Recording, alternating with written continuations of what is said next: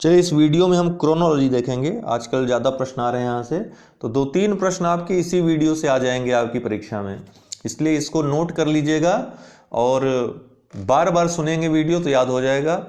इसमें आपको सन याद रखना है, तो समय याद रखना है, क्रोनोलॉजी याद रखना है, कौन सी संधि पहले हुई कौन सी बाद में हुई। आजकल एपीओ का जैसा आपने पेपर देखा मिक्सअप कर दे रहा है, अर्थात आंग्ल सिख युद्ध को और मराठा निज़ामों के मध्य युद्ध हो गया और आंग्ल फ्रांसीसी युद्ध हो गया, इन सबको मिला कर दे दे रहा है। तो मिक्सअप होने से आपको और ज़्यादा कठिनाई हो रही है। तो हमने इसीलिए एक ही वीडियो में तीनों चीज़ों 3-4 जो महत्वपूर्ण हैं जो आते हैं बार बार, उनको मैंने दे दिया, इससे आपको आसानी होगी। पेड ग्रुप में हम ये पीडीएफ भी शेयर कर देंगे। प्रारंभ करते हैं आंग्ल फ्रांसीसी युद्ध से। देखिए हम केवल फैक्ट पे हम चर्चा करेंगे। अगर हम कहानी पूरी जाएंगे एक एक युद्ध के बारे में तो काफ़ी लंबा वीडियो हो जाएगा और लक्ष्य हमारा कुछ और है, तो उसी लक्ष्य पर केंद्रित होकर के ये वीडियो है। तो आंग्ल फ्रांसीसी युद्ध, जिसको कर्नाटक युद्ध के नाम से जाना जाता है, कर्नाटक के आसपास हुआ था। हालांकि ये प्रभावित था जो यूरोप में उस समय सप्तवर्षीय युद्ध हो रहा था, उससे प्रभावित था। तो प्रथम जो आंग्ल फ्रांसीसी युद्ध होता है भारत में, उसमें एला शाबिल की संधि होती है। ये यूरोप में होती है, लेकिन 1748 में संधि होती है, जिससे कि अंत होता है इस युद्ध का। द्वितीय जो होता है पांडिचेरी की संधि से 1755 में इसका जो है समापन होता है। तृतीय जो है पेरिस की संधि से, जो यूरोप में होती है, और यहां भी युद्ध समाप्त हो जाता है आंग्ल और फ्रांसीसियों के मध्य 1763 में। तो 1748, 1755 और 1763। नोट करने वाली बात है कि 1763 के पहले ही 1760 ईस्वी में वांडीवाश का युद्ध होता है अंग्रेज और फ्रांसीसियों के मध्य, और जो फ्रांसीसी गवर्नर लाली था उसको आयरकुट ने बुरी तरह पराजित कर दिया था। कब? 1760 ईस्वी में वांडीवाश का युद्ध। तो वांडीवाश को भूलिएगा मत, यह पेरिस की संधि के पहले होता है, तृतीय कर्नाटक युद्ध के पहले। आंग्ल मैसूर युद्ध में आते हैं। तो आंग्ल मैसूर युद्ध जो प्रथम युद्ध होता है, उसमें हैदर अली विजयी होता है अंग्रेजों से। मद्रास की संधि के द्वारा इसका अंत होता है इस युद्ध का 1769 में। द्वितीय मंगलोर की संधि 1784 में होती है। और हैदर अली और टीपू इसलिए लिखा है मैंने क्योंकि हैदर अली बीच में ही 1-2 विजय करने के बाद एक पराजय भी बीच में होती है उसकी, लेकिन बाद में विजयी भी होता है युद्ध में, और लेकिन घायल होने की वजह से मारा जाता है। टीपू सुल्तान कमान संभालता है, और उस समय मैकार्टनी जो होता है कर्नाटक का गवर्नर होता है। वहीं बंगाल का गवर्नर जनरल उस समय वारेन हेस्टिंग्स होता है। ठीक है, तो मंगलोर की संधि 1784 में। तृतीय जो संधि होती है आंग्ल मैसूर, वो श्रीरंगपट्टनम की संधि, तृतीय जो युद्ध होता है उसमें श्रीरंगपट्टनम की संधि होती है 1792 में टीपू और अंग्रेजों के मध्य। और यह कार्नवालिस उस समय गवर्नर जनरल रहता है बंगाल का। इसमें टीपू के ऊपर काफ़ी जो है कह सकते हैं कि अपमानजनक संधियां थोपी जाती हैं, जिसको टीपू बर्दाश्त नहीं करता और संधि को तोड़ता है। अंततः जो है टीपू चौथे युद्ध में मारा जाता है वेलेजली। एक प्रकार से कहें तो अंग्रेज स्वयं ही नहीं चाहते थे कि अब ये संधि के द्वारा भी ये कायम रहे, इसको मारना ही चाहते थे, और टीपू मारा भी गया चतुर्थ आंग्ल मैसूर युद्ध में वेलेजली।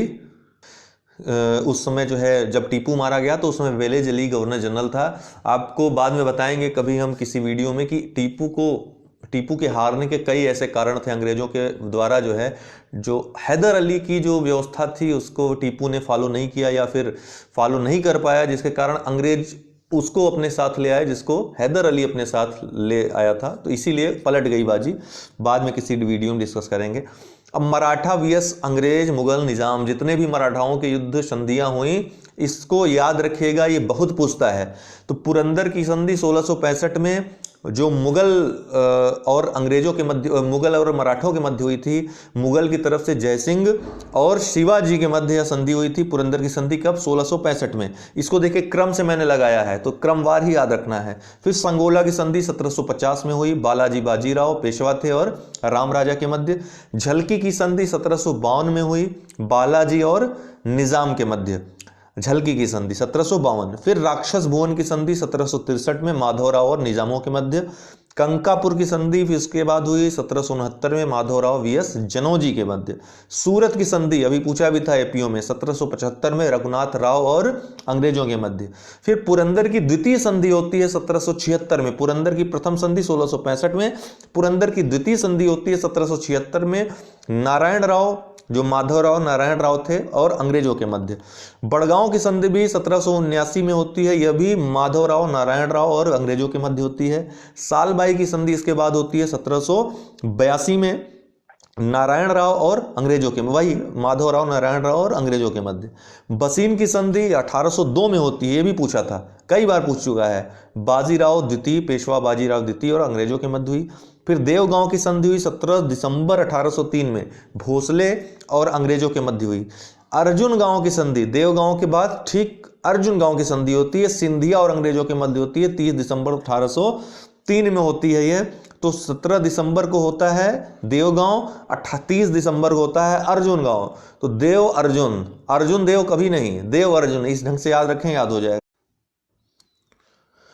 फिर राजापुर की संधि होती है 1804 में, होलकर और अंग्रेजों के मध्य। फिर पूना की संधि, आप थोड़ा सा गड़बड़ हो गई थी तो हमने इसको,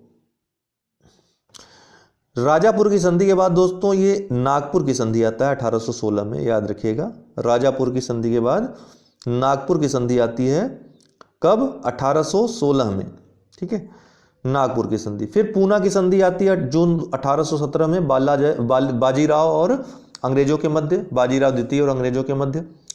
उसके बाद ग्वालियर की संधि 1817 नवंबर में, दौलत राव सिंधिया और अंग्रेजों के मध्य।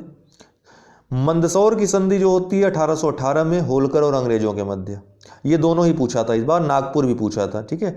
तो ये इतनी संधियां महत्वपूर्ण हैं, इसको आपको याद रखना ही रखना है और कोई विकल्प नहीं है। बाकी कहानी के लिए जब हम आंग्ल सिख युद्ध पढ़ाएंगे, अपने मराठा के जितने भी युद्ध हैं वो पढ़ाएंगे, उसके लिए अलग वीडियो बनाएंगे, उसमें आपको और अच्छे से याद हो जाएगा, क्योंकि उसमें पूरी कहानी आप पढ़ेंगे, ठीक है ना। तो उस वीडियो का इंतजार करिए, आप लगातार हमारे चैनल से बने रहिए, चैनल सब्सक्राइब अवश्य कर दें ताकि आपके वीडियोज़ मिस ना हो। सारे वीडियो मैं ज़रूरी बनाता हूँ, एग्ज़ाम ओरिएंटेड ही बनाता हूँ। तो आंग्ल सिख युद्ध की बात करें तो आंग्ल सिख युद्ध भी बहुत महत्वपूर्ण है, इस बार एपीओ के एग्जाम में इसको भी पूछा था। तो अमृतसर की संधि जो सबसे पहले होती है, चार्ल्स मेटकाफ और रणजीत सिंह, राजा रणजीत सिंह के मध्य। कब? अमृतसर की संधि कब होती है? 1809 में। फिर लाहौर की संधि होती है, फिर भैरोवाल की संधि होती है, लेकिन सन याद रखना जरूरी है। 1809 में अमृतसर की संधि, लाहौर की संधि 1846 मार्च में, और भैरोवाल की संधि 1846 दिसंबर में। और लाहौर और भैरोवाल की जो संधि होती है वो दलीप सिंह उसका नेतृत्व करते हैं, सिखों का नेतृत्व करते हैं, ठीक है। तो लाहौर की संधि 1846 मार्च, भैरोवाल की संधि 1846 दिसंबर। बाकी और भी महत्वपूर्ण है, युद्ध तो बहुत ज़्यादा हैं, लेकिन ये सब बहुत ज़्यादा पूछ रहा है। अगले युद्ध में हम जो प्रमुख मुगलों के समय युद्ध होते हैं उनसे संबंधित वीडियो जरूर बनाएंगे, उसका भी क्रोनोलॉजी आपको बता देंगे। तो हमारे वीडियोस आप देखते रहें, लगातार लाइक अवश्य करते रहें। दोस्तों वीडियो पसंद आया हो तो शेयर भी करें ताकि ज़्यादा से ज़्यादा लोग इसका लाभ भी ले सकें। बहुत बहुत धन्यवाद।